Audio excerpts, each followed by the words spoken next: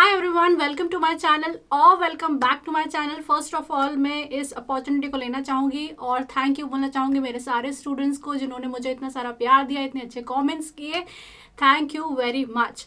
तो ये जो वीडियो है आज हम डिस्कस करेंगे unit 1 of physical education class 12th।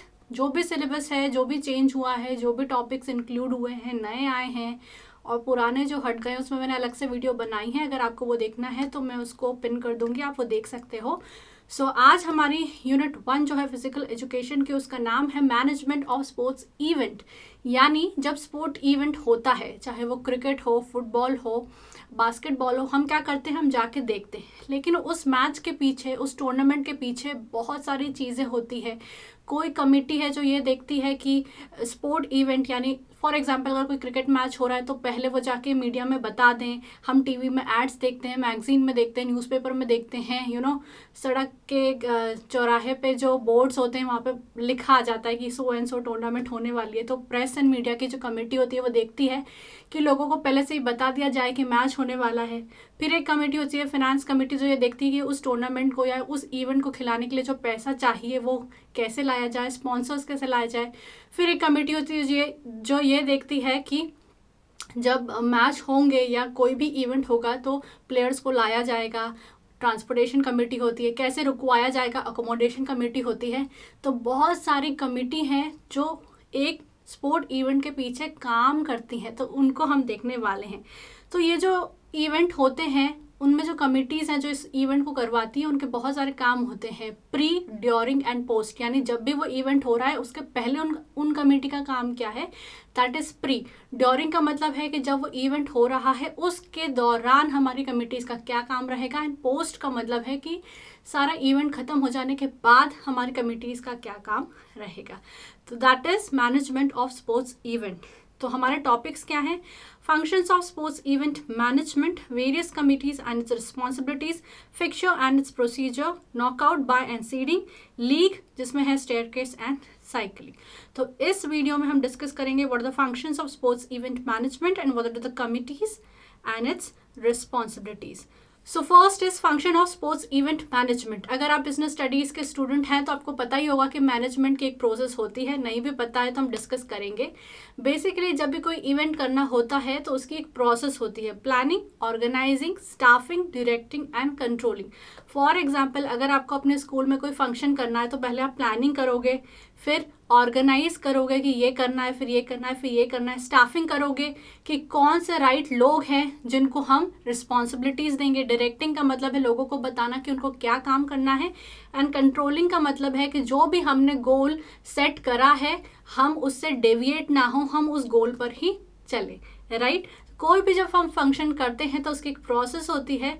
मैंने इसको ऐसे याद किया था कि people of Switzerland directly called अपने 12th के टाइम पे, यानी कि planning, organising, staffing, directing and controlling. So first is planning. तो प्लानिंग का मतलब ही क्या होता है कि जो भी काम हमको करना है उसके गोल हम सेट करते हैं, फिर हम स्ट्रैटेजीज बनाते हैं कि किस तरीके से हम अपने गोल को अचीव करेंगे, एंड फिर उस स्ट्रैटेजीज को इम्प्लीमेंट करते हैं। एंड फिर हम जब इम्प्लीमेंट कर देते हैं तो हम उसकी प्रॉपर फंक्शनिंग को देखते हैं। तो it explains the method to achieve the target. पहले हम गोल को आइडेंटिफाई करते हैं कि हमको ये करना है। जैसे हमको एग्जाम्स में 90% लाना है, गोल बना लिया, स्ट्रैटेजी बनाइए कि हम दिन में इतने दिन पढ़ेंगे, रात में इतने दिन पढ़ेंगे, ऐसा करेंगे, वैसा करेंगे। स्ट्रैटेजी बना ली, इम्प्लीमेंट। फिर एक्चुअल में हम उसको फॉलो करेंगे कि सुबह उठ रहे हैं, रात को जाग के पढ़ रहे हैं, तो इम्प्लीमेंट कर दिया। मॉनिटर करते हैं, यानी कि हम राइट टाइम पे उठ रहे हैं, राइट टाइम पे सो रहे हैं कि नहीं, हम जो हमारी एक्शंस कर रहे हैं वो गोल के अकॉर्डिंग है कि नहीं। तो प्लानिंग का मतलब भी क्या होता है कि हम पहले गोल को निर्धारित कर लेते हैं, आइडेंटिफाई कर लेते हैं, फिर हम स्ट्रैटेजीज बनाते हैं उसको अचीव करने के लिए, फिर हम उसको इम्प्लीमेंट कर देते हैं और इम्प्लीमेंट करने के बाद मॉनिटर करते हैं। ऑर्गेनाइजिंग का मतलब होता है defining and grouping the activities of the enterprise and establishing the authority relationships among them. For example मैंने ये फोटो लगाई है, कोई व्यक्ति है जिसको ये डिसाइड करना है, जिसने ये डिसाइड कर लिया है कि मुझे जो अपने घर का एक्स्ट्रा सामान है वो हटाना है। तो वो क्या हो गई, प्लानिंग, कि उसने अपना गोल निर्धारित कर लिया कि मेरे घर में जितना भी एक्स्ट्रा सामान है वो मैं हटा दूंगा। उसके बाद वो क्या कर रहा है, ऑर्गेनाइज कर रहा है कि कीप करना है, यानी कुछ सामान मुझे रखना है, कुछ सामान मुझे डोनेट करना है, कुछ सामान मुझे फेंकना है, ट्रैश। तो ऑर्गेनाइजिंग का मतलब है कि हमने एक्टिविटीज़ को ग्रुप कर दिया कि यहाँ पे ये टाइप की होगी, फिर ऐसे होगी, फिर ऐसे होगी। तो सेम टाइप की एक्टिविटीज़ या फिर जो भी हमारे गोल से रिलेटेड एक्टिविटीज़ है उनका ग्रुप कर दिया, ABCD, राइट। जैसे ये व्यक्ति है, इसका गोल क्या था कि इसको सामान घर से निकालना है, एक्स्ट्रा सामान जो भी है उसको फेंकना है या उसको क्लियर करना है। तो उसने उसके बाद उसको ऑर्गेनाइज कर लिया कि कुछ सामान है जिसको मैं रखूंगा, कुछ सामान है जिसको मैं डोनेट करूंगा और कुछ सामान है जिसको मैं फेंकूंगा। तो वो क्या हो गई, ऑर्गेनाइजिंग हो गई उसकी। Organising is the process of defining and grouping the activities of the enterprise. उसके बाद यहाँ पर क्या होता है, रिस्पॉन्सिबिलिटीज पे लेआउट करते हैं, right.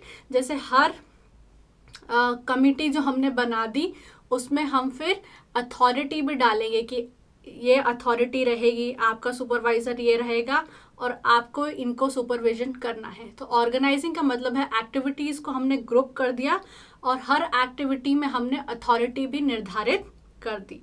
Next is staffing. Staffing का मतलब क्या होता है कि हमको राइट लोग चाहिए उस गोल को अचीव करने के लिए। फॉर एग्जाम्पल, अगर हमने कोई कंपनी खोली और हमारा जो टारगेट है अपने सेल्स को बढ़ाना है, तो हम राइट काइंड ऑफ पीपल लेंगे ताकि जो हमारा गोल है वो अचीव कर सके। ऐसा नहीं है कि मतलब 5th पास और 10th पास लोग ले लिए जिनको कुछ भी नॉलेज नहीं है, जिनको सेल्स के बारे में एक्सपोजर नहीं है, जो अच्छी जगह से पढ़े नहीं है, या फिर जिनमें वो कैपेबिलिटीज़ नहीं है कि वो कंपनी की सेल्स को बढ़ा सकें। तो स्टाफिंग का मतलब है ऐसे लोगों को लेकर आना ग्रुप में, या ऐसे लोगों को हमारी कंपनी में लेकर आना जो हमारे जो गोल हैं उसको सही तरीके से अचीव करने में मदद कर सकें। तो staffing is the process of hiring eligible candidates in the organisation for specific position. It involves the process of recruiting, training, compensating and evaluating and compensating employees and maintaining workforce with proper incentives and motivation. तो जब हमने goal set कर लिया कि हमको company की sales को बढ़ाना है, तो हम सही तरीके के लोग लेकर आएंगे जिनकी कैपेबिलिटीज उतनी हो, जिनमें इतनी योग्यता हो कि वो हमारे गोल को अचीव करने में मदद कर पाए। तो स्टाफिंग का मतलब क्या है, hiring eligible candidates in the organisation for specific position. फिर हम उनको रिक्रूट करते हैं, कंपनी में लेकर आते हैं, उनकी सैलरी को डिस्कस करते हैं, उनसे गोल्स डिस्कस करते हैं, उनको ये बताते हैं कि उनको किस तरीके से काम करना है, उनको मोटिवेशन देते रहते हैं टाइम टू टाइम ताकि वो अपने गोल को अचीव कर सकें। और स्टाफिंग जो है बहुत इम्पॉर्टेंट है। क्यों? क्योंकि स्टाफिंग में लोगों की इंटेलिजेंस लेवल अलग अलग है, लोगों की स्किल्स अलग अलग है, लोगों के एटीट्यूड, एज, नॉलेज अलग अलग है। तो हमको ये याद रखना होगा कि हमारी कंपनी का क्या गोल है, उसके लिए हमें किस तरीके के लोग चाहिए, उनमें किस तरीके का एटीट्यूड होना चाहिए, उनकी स्पेसिफिक एज क्या होनी चाहिए, नॉलेज क्या होना चाहिए, उनके पास स्पेसिफिक स्किल सेट है कि नहीं है। तो स्टाफिंग बहुत ज़रूरी है, जिसमें हम क्या करते हैं, सही तरीके के लोगों को लेकर आते हैं अपने गोल को अचीव करने के लिए। तो कंपनी सही तरीके के लोगों को हायर करती है through various means, right. Directing को हम मैनेजमेंट का हार्ट बोलते हैं, राइट। क्योंकि फॉर एग्जाम्पल डायरेक्टिंग कैसे वर्ड है, डायरेक्टर से हम कोई भी मूवी देखते हैं तो स्टोरी लिखी जा चुकी है, हीरो हीरोइंस को ले लिया गया है, स्क्रिप्ट अच्छे से ले ली गई है, लेकिन जब तक हीरो हीरोइन सही तरीके से उसमें एक्ट नहीं करेंगे, चाहे स्क्रिप्ट कितनी भी अच्छी हो, चाहे लोकेशन कितना भी अच्छा हो, वो पिक्चर नहीं चल पाएगी। क्यों? क्योंकि हीरो हीरोइन की जो एक्टिंग है वो सही होनी चाहिए। और उनको एक्टिंग के बारे में सब कुछ कौन बताता है? डायरेक्टर बताता है। डायरेक्टर बोलता है कि इस सीन में आपको ऐसा करना है, इस सीन में आपको वैसा करना है। सो बेसिकली इवेंट मैनेजमेंट में क्या होता है, डायरेक्टिंग में जो लोग होते हैं जो डायरेक्ट करते हैं, उनका काम होता है लोगों को डायरेक्ट करना कि आपको ये काम ऐसे करना है, वो काम वैसे करना है, ऐसा नहीं करना है, वैसा नहीं करना है। तो जैसे मूवी में जो डायरेक्टर होता है वो हीरो हीरोइन को बताता है कि आपको कैसे करना है, कैसे नहीं करना है, वैसे ही directing is telling people what to do and seeing that they do it in the best way possible, right. It includes instructing, guiding, inspiring, counselling, leading people towards goals, और कम्युनिकेशन इसमें ओपन होना चाहिए। तो directing में लोगों को, staffing में हमने क्या करा, सही लोगों को ले लिया सही स्किल सेट के साथ। अब हम डायरेक्टिंग में बता रहे हैं कि आपको ये काम ऐसे करना है, वो काम वैसे करना है, ऐसा नहीं करना है, वैसा नहीं करना है। तो डायरेक्टिंग इज द हार्ट। जैसे डायरेक्टर जो है वो हार्ट होता है मूवी का, क्योंकि वही बताता है कहाँ पे क्या करना है, कहाँ पे क्या नहीं करना है, राइट। तो डायरेक्टिंग में भी इवेंट मैनेजमेंट प्रोजेक्ट में भी डायरेक्टिंग जो है वो एक इम्पॉर्टेंट रोल प्ले करता है। And last is controlling. Controlling में मैंने यहाँ पर टीवी का रिमोट लगा दिया है, ठीक है। जैसे कि मुझे 25th नंबर का चैनल देखना है और मैं जल्दी जल्दी बढ़ा के 28 पे पहुंच गई, तो मैं क्या करूँगी, बैक करूँगी 25th नंबर पे आने के लिए। एंड अगर मैंने टीवी ऑन करा और मैं 20 पे ही पहुंची और मुझे तो 25th देखना है, तो मैं फिर फॉरवर्ड करके 25th पे पहुंचूंगी। तो गोल क्या है मेरा, 25th नंबर का चैनल देखना। तो कंट्रोलिंग का मतलब यही होता है कि जो भी गोल हमने सेट करा है उससे डेविएट ना होकर हम उसी गोल पर फोकस करें। तो जो भी स्टैंडर्ड हमने सेट करा है उसी पर हमको पहुंचना है। स्टैंडर्ड से अगर हम डेविएट हो रहे हैं तो हमको देखना है कि हम डेविएट क्यों हो रहे हैं और हम अपने स्टैंडर्ड को मैच कर सके, अचीव कर सके। तो it is a process of checking actual performance against the standards with a view to ensure adequate progress. For example, मेरी एक कंपनी और हमने एक गोल बनाया था कि हम 100 मोबाइल फ़ोन इस मंथ में बेचेंगे, लेकिन हमने बेचे कितने, सिर्फ 80, राइट।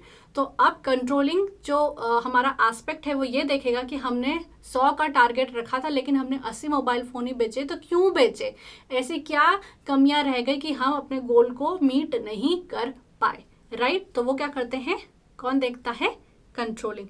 तो ये सारे हमारे हो गए इवेंट मैनेजमेंट या स्पोर्ट्स इवेंट मैनेजमेंट।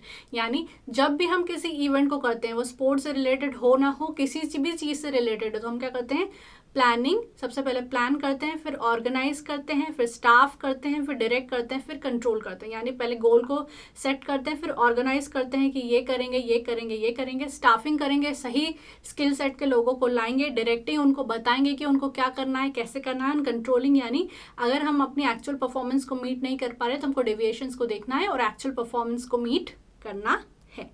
नेक्स्ट हमारा टॉपिक है